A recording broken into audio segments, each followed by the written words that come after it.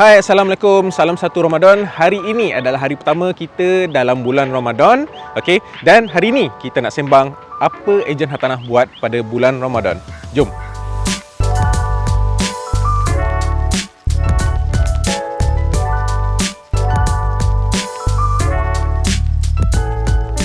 Hai, okey. Tadi kita dah selesai shooting untuk projek kita. Kita ada dua projek yang saya tengah jalankan sekarang dekat Kirara. Satu dekat Kirara, rumah 300,000, 3 bilik, okey, 900 square feet freehold, okey, tapi dia punya address tu Kuala Lumpur lah. Satu lagi di Cyberjaya South, Kota Warisan. Okey, yang tu harga dia bermula daripada 200,500 sampailah 300 lebih, 2 hingga 4 bilik. Okey. So sekarang ni tadi kita dah settle shooting untuk 2 projek, kemudian sekarang kita tengah nak jumpa owner. Ada satu owner ni buyer dah offer harga dan kita tunggu owner untuk sign dokumen tersebut. Okey. So untuk ejen hartanah, kalau korang dalam bidang sales, pada bulan puasa sebenarnya aktiviti jual beli hartanah masih lagi sama. Okey. Cuma jadual korang sedikit berbeza. Sebagai contoh, macam dulu kita boleh sebelum puasa kita bolehlah viewing sampai tengah malam. Sekarang orang sibuk nak pergi tarawih kan. So macam mana kita nak susun masa kita? So saya bagi korang tips macam mana nak susun masa. Okey, pertama sekali sebagai ejen hartanah pada bulan puasa ni, kalau korang nak susun jadual, pertama sekali download Google Calendar. Okey, download Google Calendar dan susun jadual korang. Itu perkara pertama yang korang kena buat. So, macam saya sendiri, saya susun jadual daripada jadual terakhir sampai terawal. Okey, sebagai contoh, katakanlah sehari itu saya ada 3 appointment. So, saya susun appointment saya pada paling lambat mungkin pukul 5 atau pukul 4. Lepas tu baru saya susun appointment seterusnya. Ketika bulan puasa, normally saya punya aktiviti mungkin 3 sahaja viewing ataupun inspection sehari. Okey. Kadang-kadang macam tahun-tahun sebelum ni, kadang-kadang terlepas juga 5 ke 7 appointment, tapi tempat yang dekat-dekat lah, sebab saya nak pastikan saya balik rumah sampai rumah sebelum pukul 6, lebih kurang macam tu. So pertama, download Google Calendar, susun jadual. Tipsnya adalah daripada appointment terakhir sampai terawal. Okey, so sekarang saya tengah susun database. Okey, untuk saya follow up client. So sebagai property agent, one of the way yang korang boleh buat adalah susun database dan buat reminder. Macam saya pernah cerita sebelum ni, dekat vlog-vlog lepas, follow up, follow back, follow through. So salah satu cara yang korang boleh buat adalah follow up, follow back, follow through. So saya buat benda ni sebab saya tengah tunggu klien. Okey, mungkin kita janji 2.30 nak jumpa dia, tapi kita terawal. So mungkin dia tak tengok phone lagi dan sementara tunggu tu saya buat follow up lah klien. So ada beberapa owner yang reply saya yang nak jual rumah. Lebih kurang dalam 20 orang, 25 orang owner yang nak jual rumah. So dan 25 orang ni kita follow up semua sekali dan set appointment. Nampak tak? Even bulan puasa pun appointment korang boleh full. Okay, so ni saya tunjuk lah kisah benar apa yang jadi sebenarnya.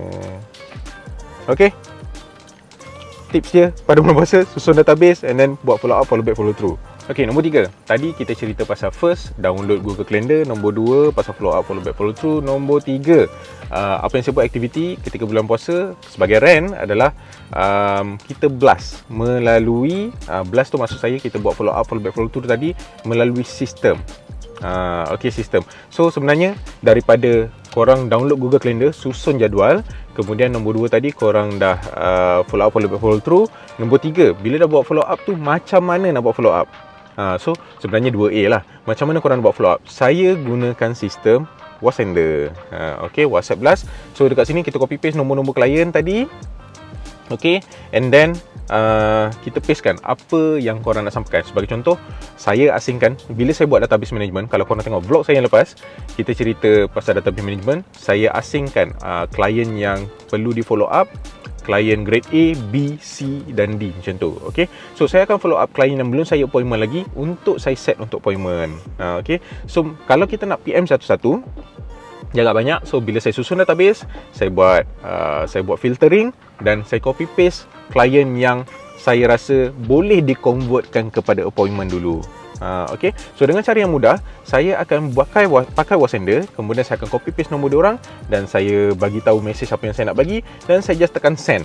Dan dia pun akan hantar mesej macam ni. Okey, dari port apa keluar macam ni. Okey. Lebih kurang macam itulah. So dekat bila kita hantar macam tu, kalau korang rajin sebenarnya korang asingkanlah lelaki dan perempuan. Macam sekarang saya tengah terkejar rushing masa, so saya just hantar sekaligus. So lelaki saya hantar tuan, kalau perempuan saya hantar puan lah. Okay, so dia lebih nampak personalized lagi. Okay, so sebagai property agent, kalau korang nak padatkan jadual korang dalam bulan puasa ni, cuba try cara ni. Okay, sekarang kita on the way pergi rumah klien. Okay, selepas solat tadi kita tunggu dia. Selepas buat follow up pakai komputer saya tadi, kita pergi rumah klien. Okay, saya sebenarnya saya pakai 2 phone tau untuk buat sales ni. Sebab apa? Satu adalah phone untuk saya filtering. Okay, sometimes ada klien yang kita tak nak. Sebagai contoh, klien tu ada kes-kes yang kita tak boleh selesaikan. Kadang-kadang dia kacau kita sampai tengah malam, sampai esok lusa kan. Sebagai contoh, ada satu klien ni, husband dia masuk Islam tanpa pengetahuan. So bila masuk Islam tanpa pengetahuan dan meninggal, okay, dalam proses tu meninggal, harta tu pergi ke mana? Ke Baitul Mal. So dia kejar saudara mara dia, family member, atuk nenek semua kejar saya. So dengan nombor lagi satu tu, bila ada 2 nombor, dia tak adalah mengganggu saya. Okay, kalau saya pening saya block lah kan. Sebab banyak nombor yang akan call saya pada hari yang sama. Okay, so that's why saya pakai 2 nombor. Satu untuk filtering. Tapi kalau klien tu dah tapi betul-betul ataupun klien tu rapat dengan saya akan just bagi saya nombor punya lagi satu lah, nombor personal saya lagi satu. Okay, so kita ada next appointment, klien nak sign. Okay, klien tadi owner tak sign lagi sebab ada miscommunication antara owner, husband and wife. Wife dia tak tahu pun apa-apa cerita pasal rumah tu. Okay, so sebenarnya kalau korang jadi property agent, kalau owner tu 2 orang kena jumpa 2-2. Kalau owner 3 orang kena jumpa 3-3. Sebabnya adalah benda-benda macam ni lah. So wife dia tak tahu ya harga tu, rumah tu dah diturunkan sebanyak RM50,000. Okay, RM50,000, RM60,000 sejak mereka appoint saya untuk jual rumah tu. Tiba-tiba buyer offer, wife dia macam tak setuju lah. Macam kenapa harga ni murah sangat, sedangkan harga tu yang telah disetujui lama dulu. Okay, itulah, so dia tak sign. Benda-benda macam ni pernah terjadi. Dan that's why kita kena jumpa kedua-dua owner. So itulah, layan lah. Okay, ejen tanah boleh buat apa time bulan puasa ni? Nombor 3 adalah korang boleh bernetwork. Bernetwork ni macam mana? Yang pertama, korang boleh bernetwork dengan klien korang sendiri, which is korang kenal balik dengan diorang, ataupun minta referral, ataupun kenalkan diorang dengan projek-projek baru. Okay, ataupun korang boleh berkenalan, bernetwork dengan ejen-ejen hartanah asing. Assalamualaikum, say hi, berkenalan dengan diorang. Lebih-lebih lagi, yang expert kawasan yang anda cover. Okay, so itu 3 perkara yang anda boleh buat sebagai ejen hartanah. Yang pertama adalah download Google Calendar, susun jadual. Nombor 2, buat follow up, follow back, follow through. Saya dah tunjukkan macam mana saya gunakan sistem WhatsApp tadi. Nombor 3 adalah korang bernetwork. Cukup.